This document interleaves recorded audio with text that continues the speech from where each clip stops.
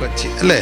ആ, അപ്പോൾ ഈ പിള്ളേരുടെ ഒരു ട്രെൻഡാണ് ഇപ്പോൾ എല്ലാം കാണിക്കുക. അപ്പോൾ ഈ മിക്ക വീട്ടിലും ഞായറാഴ്ച രാവിലെ ഒരു അടിയുണ്ട് പിള്ളേരുണ്ടെങ്കിൽ. പറഞ്ഞ് അമ്മ പറയും ഇത് ഇട്ടുകൊണ്ട് എവിടെ പോകണ്ട, ഇത് വിട്ടുകൊണ്ട് പള്ളിയിൽ പോകണ്ട, പള്ളി പോകണ്ട, അതിനെ പോയാൽ എന്നെ അത് എന്നാന്ന് പിന്നെ പറയാം, പക്ഷെ ഇതിട്ടുകൊണ്ട് എന്ത് ചെയ്യത്തില്ല, പോകത്തില്ല, ഞാൻ പോവും, എന്നാ നീ ഒന്ന് പോയേ.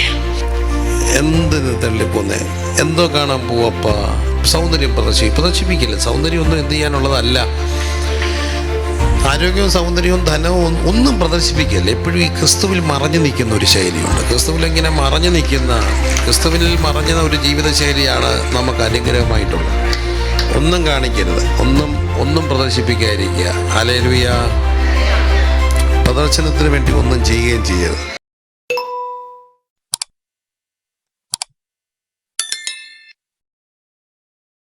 അത് കഴിഞ്ഞപ്പോഴാണ് ഈ രാജാവ് വെള്ളമടിച്ചിരിക്കുമ്പോഴാണ് പുള്ളിക്ക് ആവശ്യമില്ലാത്ത ചിന്തകൾ കയറി. വെള്ളമടിച്ചിരിക്കുമ്പോൾ ആവശ്യമില്ലാത്ത എന്തോ വരും? ചിന്ത വരും. ചിന്ത കയറിയപ്പോഴാണ് പുള്ളിക്ക് ഓർക്കുന്നത്, രാജ്ഞി വസ്തിയെ കൊണ്ടൊന്ന് കാണിക്കണം. ആരെ? നാട്ടുകാരെ കാണിക്കണം. എന്തുകൊണ്ട് കാണിക്കണം? സൗന്ദര്യമുള്ളതുകൊണ്ട് കാണിക്കണം. അതാണ് കാര്യം. ഈ വേദപുസ്തകത്തിൻ്റെ ഒരു കൾച്ചറിനകത്ത് ഈ പ്രദർശനം പാടില്ല എന്നുള്ളതാണ്. ഒരു തരത്തിലും പ്രദർശനങ്ങൾ പാടില്ല. നമ്മളേക്ക് ഉള്ളതൊന്നും, ഈ ഉള്ളതാണ് മനുഷ്യൻ പ്രദർശിപ്പിക്കുന്നത്. ഞാൻ എപ്പോഴും ശ്രദ്ധിച്ചിട്ടുണ്ട്, എന്നെപ്പോലെ ഇച്ചിരി വയറുള്ള ഒരു ഉപദേശിയും ഇൻ ചെയ്ത് നിൽക്കത്തില്ല. അങ്ങനെയുള്ള ഞങ്ങൾ ഈ വയറുള്ളവർ ലൂസ് ഷർട്ടൊക്കെ ഇട്ട് നിൽക്കത്തുള്ളൂ. എന്നാ കാര്യം ചോദിച്ചാൽ ഞങ്ങളുടെ വയറ് കാണരുതെന്ന് ഞങ്ങൾക്ക് ആഗ്രഹമുണ്ട്. വയറൊക്കെ അവർ ബെൽറ്റൊക്കെ ഇട്ടാൽ ഇൻ ചെയ്ത്, അതേസമയം 6 പാക്കൊക്കെ ഉള്ളവരാണ് ഇൻ ചെയ്ത് ടൈറ്റ് സ്ലിം ഫിറ്റൊക്കെ ഇടും. കാരണം ഉള്ളതെല്ലാവരും എന്തു ചെയ്യും?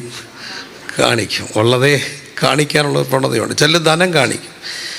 ഈ പണമെന്നൊക്കെ പറഞ്ഞാൽ ആ പണത്തിൻ്റെ പ്രതാപമൊക്കെ കാണിക്കുന്നവരല്ലേ, ഭയങ്കരമായിട്ട് പണത്തിൻ്റെ പ്രതാപം കാണിക്കുന്നവരുണ്ട്. അപ്പോൾ അങ്ങനെ പണവും ഭയങ്കരമായിട്ട് അതും കാണിക്കാൻ പാടില്ല എന്നുള്ളത്. നമ്മുടെ ഈ കല്യാണങ്ങൾക്കൊക്കെ ആണെങ്കിലും ഭയങ്കരമായ പ്രതാപങ്ങൾ കാണിക്കാതിരിക്കുക നല്ലത്. ഒരു വീടൊക്കെ പണിയാണെങ്കിലും എനിക്കറിയാവുന്ന ഒരു എൻജിനീയർ, അദ്ദേഹത്തിൻ്റെ അടുക്കൽ എനിക്ക് വ്യക്തിപരമായിട്ട് അറിയാവുന്ന ബന്ധമുള്ള ഒരു എൻജിനീയറാണ്. അപ്പോൾ അദ്ദേഹത്തിൻ്റെ അടുക്കൽ ഒരു കാശുള്ള അപ്പോൾ അവിടെ ചെന്നപ്പോൾ ചേച്ചിയാണ് സംസാരിക്കുക.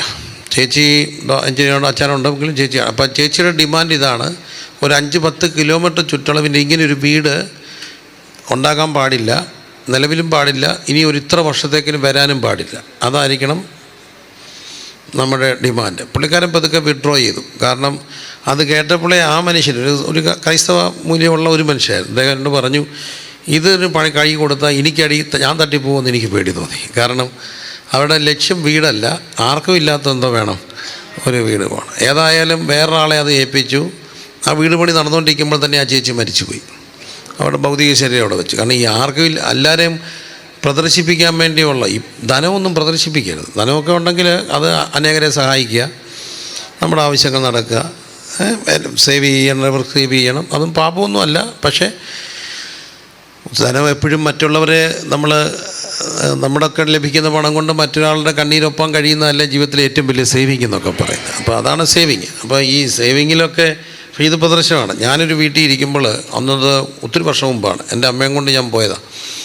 വളരെ ചെറുപ്പത്തിലാണ്, പ്രീ ഡിഗ്രിക്കൊക്കെ പഠിക്കുന്നൊരു പ്രായം. അപ്പോൾ അമ്മയും കൊണ്ട് അവിടെ പോയപ്പോൾ ഒരു മനുഷ്യൻ അവിടെ വന്നു. എൻ്റെ അമ്മ ആ വീടാണ്, അവരുടെ വീട്ടിലവിടെ. അദ്ദേഹം ബിസിനസ് കഴിഞ്ഞ് വരുമോ, ഇമ്മൻസ്ലി റിച്ചാണ്. പൈസ എന്നൊക്കെ പറഞ്ഞാൽ എൻ്റെ പൊന്നമ്മോ, അദ്ദേഹം ഒരു വലിയ സഞ്ചിക്കകത്താണ് പൈസയും കൊണ്ട് വന്നത്, കെട്ടുകണക്കിന് പൈസ. ഞാൻ എൻ്റെ ജീവിതത്തിൽ ആദ്യം അത്രയും പൈസ ഒന്നിച്ച് കാണുന്ന അന്ന് ആദ്യമായിട്ടാണ്.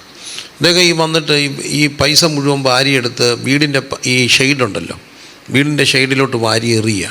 അപ്പോൾ ഞാൻ ചോദിച്ചു, എന്തിനാ ഇങ്ങനെ എറിയുന്നത്? എടാ, കള്ളം വന്ന അലമാരി തുറക്കാൻ പറയും. അവിടെ ഞാൻ കുറേ കയറിയ നോട്ട് വെച്ചിട്ടുണ്ട്.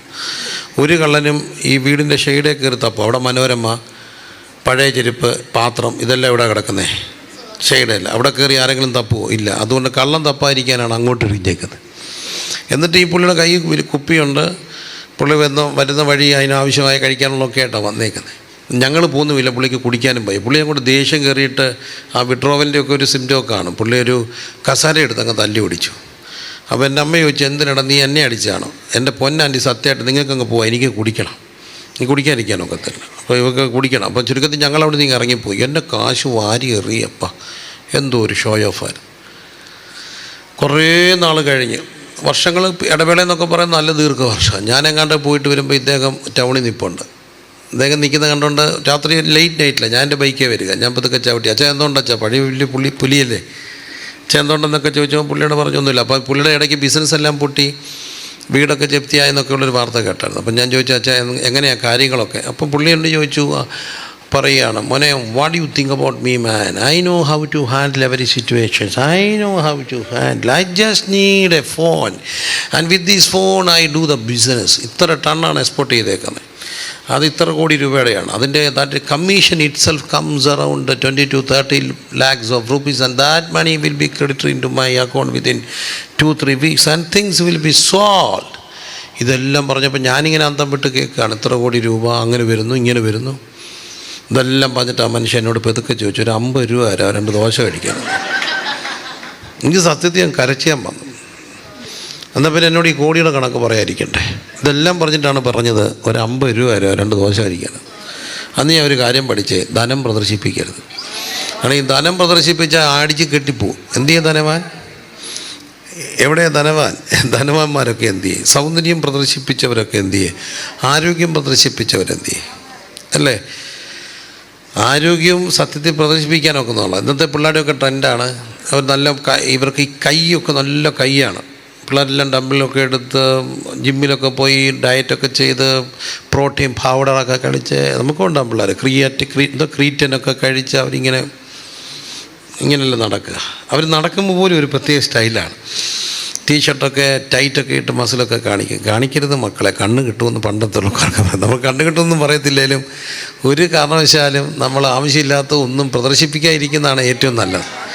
അപ്പോൾ ഇവിടെ ഇങ്ങനെയൊരു ചിന്ത, എന്തോ പ്രദർശിപ്പിക്കണം, സൗന്ദര്യം സൗന്ദര്യം പ്രദർശിപ്പിക്കാനുള്ളതാണോ? അല്ല. ഇന്ന് ഈ സൗന്ദര്യം പ്രദർശിപ്പിക്കുന്നതിൻ്റെ ഒരു ട്രെൻഡുമുണ്ട്. നമ്മൾക്കിപ്പം ഒരു സെക്യുലർ ലോകത്ത് ഒരു ബിസിനസ് തുടങ്ങിയാലും ഉപദേശിയെ വിളിച്ച് ഉദ്ഘാടനം ചെയ്യിക്കുമോ? ഇല്ല. വിശ്വാസിയാണെങ്കിൽ പോലും പുള്ളി വിളിക്കുന്ന ചിലരെയൊക്കെ വിളിക്കത്തുള്ളൂ. വിളിക്കുന്ന ആരെയായിരിക്കും? 4 ആൾ കൂടുന്നവരെയാണ്. 4 ആൾ കൂടുന്ന ആരാ? സൗന്ദര്യമുള്ളവർ വന്നാലേ ആൾ കൂടത്തുള്ളൂ. അവരാ വരുന്ന വരവ് കാണാനാണ് ഈ ആൾക്കാർ പോയി നിൽക്കുക, അല്ലേ? എന്തോ ഒരാളെ പോയി നിൽക്കുക. 90 കഴിഞ്ഞ കിളവന്മാരൊക്കെ പോയി നിൽക്കുന്ന നിൽപ്പാണ്. തെളിനിടയ്ക്ക് താഴെ വീഴത്തില്ലേ, എല്ലാം പോയി നിൽക്കുക. ഇത് എന്തോ കാണാൻ പോയി നിൽക്കുക. എനിക്ക് തന്നെ അറിയത്തില്ല. രസകരമായൊരു കാര്യം കേട്ടു. ഞങ്ങളുടെ നാട്ടിൽ അങ്ങനെ ഒരു നടന്നപ്പോൾ ഉപദേശിമാർ വരെ പോയിട്ടുണ്ടായിരുന്നു. ഉപദേശി ഇപ്പുറത്ത് ഇന്നപ്പോൾ സെക്രട്ടറി ഇപ്പുറത്ത് നിൽക്കുന്നത്. പിന്നെ അവർ തമ്മിലായതുകൊണ്ട് ആരോടും 2 പേരോടും പറയണ്ടെന്ന് പറഞ്ഞു. അല്ല, എന്തിനാണ് ഈ തള്ളിപ്പോന്നേ? എന്തിന് തള്ളിപ്പോന്നേ? എന്തോ കാണാൻ പോവപ്പാ? സൗന്ദര്യം പ്രദർശിപ്പിക്കില്ല. സൗന്ദര്യമൊന്നും എന്ത് ചെയ്യാനുള്ളതല്ല. ആരോഗ്യവും സൗന്ദര്യവും ധനവും ഒന്നും പ്രദർശിപ്പിക്കല്ല. എപ്പോഴും ഈ ക്രിസ്തുവിൽ മറഞ്ഞു നിൽക്കുന്ന ഒരു ശൈലിയുണ്ട്. ക്രിസ്തുവിൽ മറഞ്ഞ ഒരു ജീവിതശൈലിയാണ് നമുക്ക് അനുഗ്രഹമായിട്ടുള്ളത്.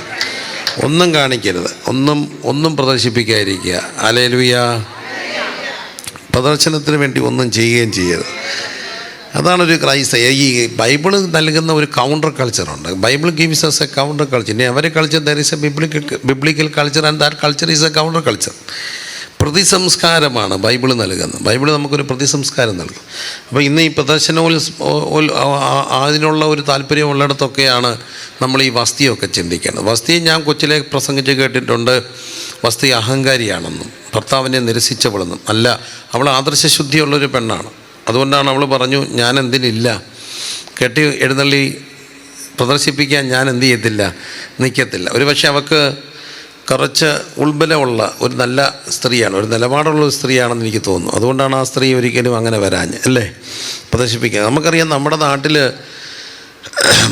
മറയ്ക്കണമെങ്കിൽ കരം കൊടുക്കണമായിരുന്നു. അങ്ങനെ ഒരു കാലം ഉണ്ടായിരുന്നു, കേട്ടിട്ടുണ്ടോ? കേരളത്തിൽ മറയ്ക്കണമെങ്കിൽ എന്ത് കൊടുക്കണമായിരുന്നു? കരം കൊടുക്കണം. അങ്ങനെ ആ നിയമത്തെ നിഷേധിച്ച് മറച്ച സ്ത്രീയോട് കരം ചോദിച്ച വ്യക്തിക്ക് ഇന്ന് ആ കരം എന്ന് പറഞ്ഞ് തൻ്റെ സ്വന്തം മുറിച്ചിട്ട് കൊടുത്ത ഒരു സ്ത്രീ ഇവിടെ ഉണ്ടായിരുന്നു. ആ സ്ഥലപ്പേര് അറിയപ്പെടുന്നതും അങ്ങനെയായിരുന്നു. അപ്പോൾ അങ്ങനെ മറയ്ക്കാൻ സ്വന്തം മുറിച്ചിട്ട് കൊടുത്ത സ്ത്രീകൾ ഉള്ളത് കൊണ്ടാണ് ഇന്ന് സ്ത്രീക്കും പുരുഷനുമൊക്കെ മറയ്ക്കാനുള്ള എന്ത് കിട്ടിയത്? സ്വാതന്ത്ര്യം കിട്ടും. പക്ഷേ ഇന്നത്തെ സമരം മറയ്ക്കാനല്ല, പിന്നെന്തിനാ? തുറക്കാൻ വേണ്ടി സമരം നടത്തുന്നവരായിരുന്നു, അല്ലേ? എന്താണ് ഞങ്ങളുടെ സ്വാതന്ത്ര്യമാണ് എന്നുള്ളത്. നമ്മൾ ഈ വീടുകളിലൊക്കെ ആണെങ്കിലും മിക്കപ്പോഴും നമ്മളും പിള്ളേരെ വളർത്തുന്നതാണ്. അപ്പോൾ ഈ സ്ട്രഗിൾ എന്തിൻ്റെ പേരില്ല? പല വീട്ടിലും ഒരു സ്ട്രഗിളുണ്ട്. ഈ എറണാകുളവും തിരുവനന്തപുരമായിട്ടൊരു വ്യത്യാസമുണ്ട് ഈ കാര്യം. തിരുവനന്തപുരം കുറച്ചുകൂടെ ട്രഡീഷനല്ല, കുറച്ചുകൂടെ ഒരു ട്രഡീഷണൽ ഒരു കൾച്ചർ തിരുവനന്തപുരത്തുണ്ട്. വെൻ ഇറ്റ് കമ്പയർസ് വിത്ത് കൊച്ചി അല്ലേ? അപ്പോൾ ഈ പിള്ളേരുടെ ഒരു ട്രെൻഡാണ് ഇപ്പോൾ എല്ലാം കാണിക്കുക. അപ്പോൾ ഈ മിക്ക വീട്ടിലും ഞായറാഴ്ച രാവിലെ ഒരു അടിയുണ്ട് പിള്ളേരുണ്ടെങ്കിൽ. സ്വോത്രം അമ്മച്ചി പറഞ്ഞു, നാടിയുണ്ടോ അവിടെ?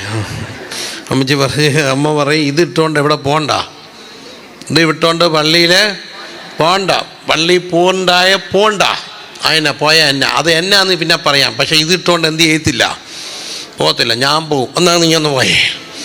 ഈ ഒരു അടി കഴിഞ്ഞിട്ടാണ് വിശുദ്ധ സഭായോഗത്തിൽ, എന്നൊരു സത്യമല്ലേ, ഈ സാധാരണ ഒരു വീട്ടിൽ സംഭവിക്കുന്ന കാര്യം, ഇതിട്ടുകൊണ്ട് എന്ത് ചെയ്യണ്ട, പോകണ്ട. അങ്ങനെ പ്രശ്നം മൊത്തു കൊച്ചൊരു ഇച്ചിരി ടൈറ്റ് പിടിച്ച് ഒന്ന് മുറിഞ്ഞതൊക്കെയാണ് ഇടുന്നത്. അപ്പോൾ എന്നെ വിളിച്ച് പക്ഷേ ഒന്നും സംസാരിക്കരുത്, എന്താണ് ഇപ്പം ഞാൻ ചോദിച്ചു, മക്കളെ അത് കുറച്ചുകൂടെ അമ്മ അല്ല, പക്ഷേ അമ്മ പറയുകയാണ് ഞാനിതിങ്ങനെ ഇട്ടുകൊണ്ട് നടക്കുന്നത് തന്നെയാണ് അവർ കാണുമെന്നൊക്കെ പറഞ്ഞത്. കണ്ടിട്ട് പോട്ട് മക്കളെ, ഐ ഡോണ്ട് മൈൻഡ്, അവൻ കാണുന്ന അവൻ്റെ കുഴപ്പമല്ല, എൻ്റെ കുഴപ്പമല്ല. അപ്പം ഞാൻ പറഞ്ഞു, മോനെ അങ്ങനെ കാണിക്കരുത്, അതിനാ കാര്യം, അങ്ങനെ പാടില്ല.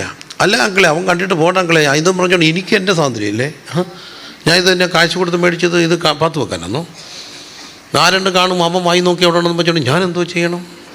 അപ്പം ഞാൻ പറഞ്ഞു, മോളെ അങ്ങനെയല്ല കാണിക്കരുത്, അമ്മ പറയുന്നതിനകത്തൊരു കാര്യമുണ്ട്. അതിനാ കാര്യം, അവൻ നിന്നെ കണ്ടിട്ട് പിന്നെ നിന്നെ കണ്ടിട്ട് അവൻ രാത്രി ഉറങ്ങത്തില്ല, അവൻ നിന്നെ ധ്യാനിച്ചുകൊണ്ടേയിരിക്കും, അവൻ്റെ ധ്യാനത്തെങ്കിൽ തീ കത്തും, നീ ഉണങ്ങിപ്പോകും.